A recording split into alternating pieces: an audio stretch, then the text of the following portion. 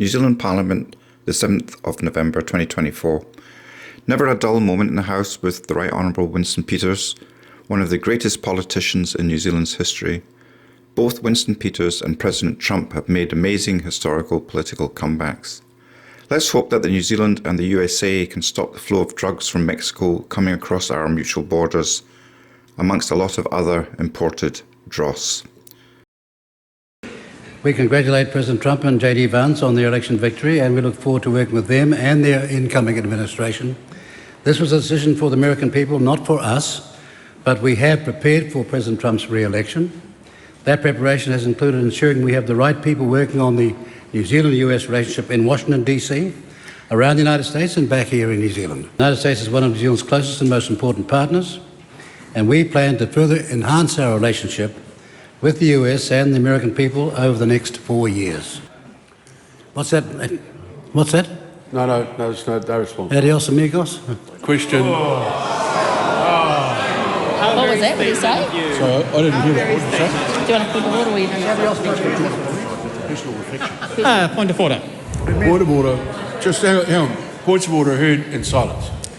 This is not the first time that I am subjected to this kind of pretty overt type of behaviour, and I take personal offence to what had just occurred. And note that it is incredibly unstatesmanlike from the Deputy Prime Minister, the Acting Prime Minister.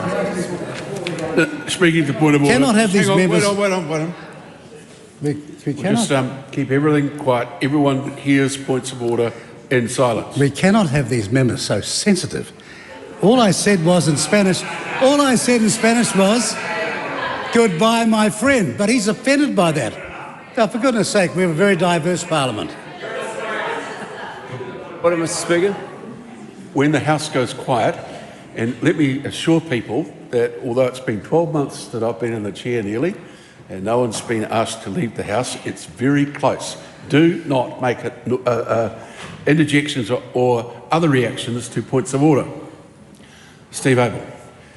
In the context of the election result in the United States, which was heavily predicated on extreme actions against the Mexican people on the southern border of the United States, I think the comment by the Deputy Prime Minister is particularly pernicious. Nothing of the sort was intended, nor as the member would have found out if he had studied very closely the closing polls in the United States, that the Latino vote changed, and rather it went the other way, it went towards Trump. I think we'll just let that matter lie, but those sort of comments generally should be resisted. Supplementary. Kia ora, i te pika.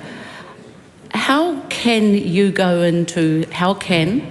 the government go into a relationship with a president who has actively promoted and deliberately supported the genocide of a people in Palestine?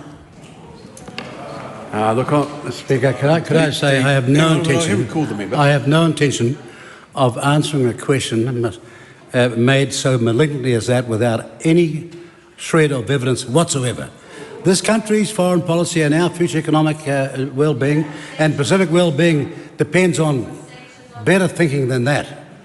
Just as members need to be aware that just as it is inappropriate for ministers to make accusations in answers, it is also inappropriate to make accusations in questions.